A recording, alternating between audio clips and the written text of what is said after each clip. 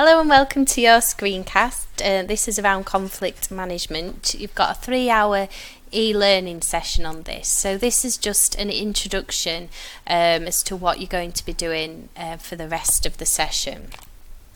So there's lots of definitions of conflict around, and there's going to be 2 parts to the e-learning section. So this is part A, and this is thinking about conflict sort of in general terms. So conflict potentially with other team members, conflict with peers, conflicts maybe with carers or relatives or other members of the team, and it's thinking about how you deal and manage with that. So there's quite a few definitions here, and these I'll not read them all out, but we've got a serious disagreement or an argument.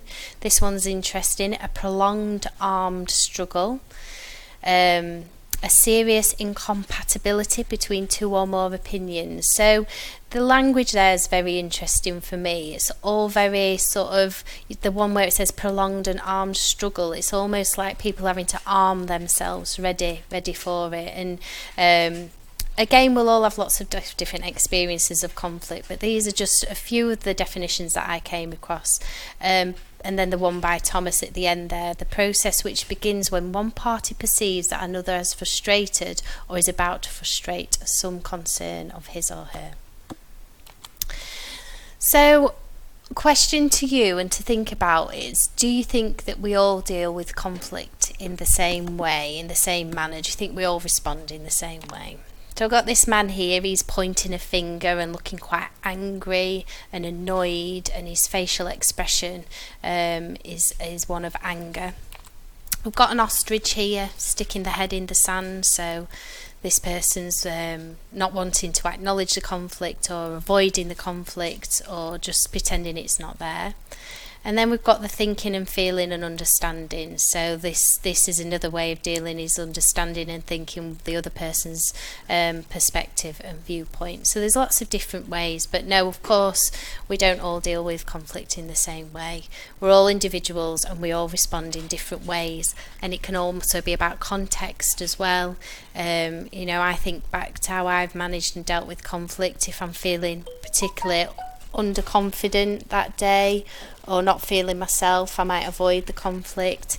If I'm feeling quite irritated or annoyed, I might deal with conflict in again another way, or if I'm feeling tired. So it all can be very contextual and how you feel.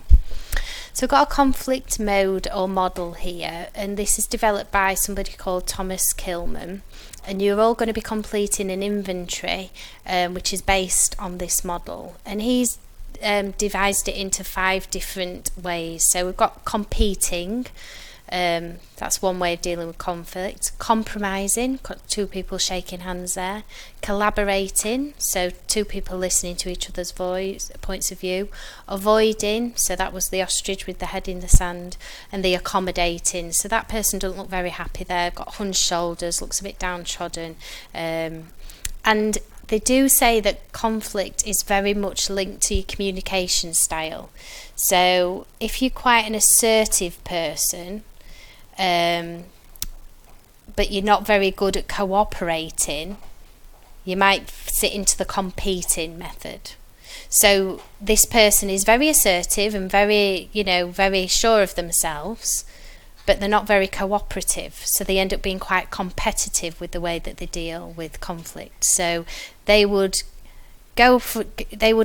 argue their point, but it's more about their own ego than the actual benefit of the rest. Then this person here who's avoiding, so they're not very assertive at all, and they're not very good at cooperating, so they just avoid it completely. Somebody who's quite assertive but also quite cooperative fits into the collaborating side. So this person is able to assert their own opinion but also listen to other people's opinions, and this is the best kind of way of dealing and managing with conflict, and compromising as well. Compromising and collaborating, you want sort of a blend of the 2, but compromising can also slip into accommodating. And accommodating is where you're trying to please everyone, and in the end you please no one, and you end up causing more conflict. So linked to the Cartman's model of how we deal with conflict, he also came up with something called a drama triangle, which I really like because I've experienced this myself, and it's really helped me deal and manage with conflict at work, home, everywhere really. And what he says is when drama happens or any conflict happens, there's 3 people normally playing a role. And it can be multiple people playing each roles, but the roles that is defined, we've got persecutor, rescuer and victim. And what he says is whilst there's these 3 people or multiple people playing these roles, the conflict will escalate, the drama will escalate, and it will just make the situation worse. And what needs to happen is someone needs to remove themselves in order for the conflict to be resolved. And it's normally this person, the rescuer. They're the ones that need to remove themselves from the triangle so that these 2 people, the persecutor and the victim, can actually have a conversation around what's happened and deal with it. But whilst this rescuer is here continuously rescuing the victim, it's reinforcing that triangle. I remember doing this training to some of the team that I was working with, and I was explaining this drama triangle. And one of the team went, yeah, that's true that, because I remember I went to tell so-and-so stuck a few cherries on and then told the other person and made it worse. So they really connected with that and saw how these 3 roles really can increase conflict and drama. So what does it mean? So the triangle represents a dysfunctional personal relationship, and it illustrates the 3 roles that individuals can play. So we've got the victim, the rescuer and persecutor. The roles are not the people themselves, but the parts that they're playing in the drama that occurs as the relationships unfold. So the goals of conflict management is to optimise the welfare of one or both parties or the larger systems that both parties are member of. So it's that collaborative kind of approach and getting people to actually talk to each other rather than about each other. And it's a choice of time frames, so short-term, insufficient problem solving, no trust, competition and contingency and compromise. So normally what happens is a conflict occurs and people then avoid that person or situation that's created the conflict, and through avoidance it then makes the situation worse. The trust goes down, people get very competitive, and that's when situations become quite difficult.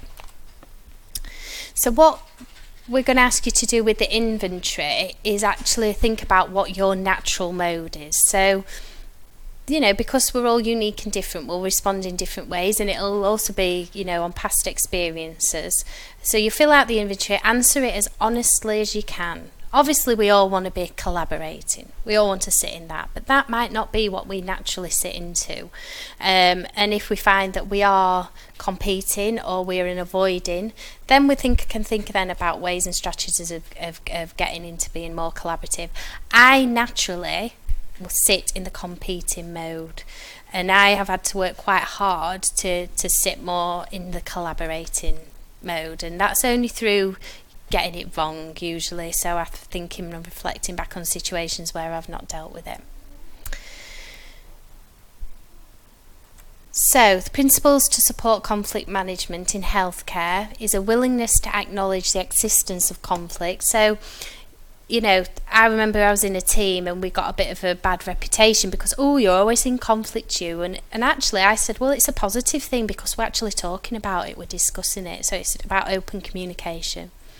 Dealing with the conflict in an environment of mutual respect. So when you can sense that conflict's there, try and, make sure that the environment is set up to help ease that. I always, if I know I'm attending a meeting where there is lots of emotions and potential conflicts, I'll take buns because I think that automatically sort of makes it feel a bit more of a friendly environment. Acceptance and tolerance of different perspectives through the process. So conflict management isn't about always getting your point across or making, getting the decision you want. It's about listening and collaborating. It's a commitment to fundamental fairness. It's educating all people about conflict management, developing a conflict management process with policies and procedures, which input from the stakeholders, although sometimes policies and procedures can fuel the fire a little bit. I think sometimes it is really just about listening to each other. and holding people accountable to use conflict management process. So they're the principles to help us embed it. And if you want to know or do any more reading, these are the references that I use for this. So the next step of this online teaching, will be you actually completing the inventory. So have a go at that, and I hope you enjoy the rest of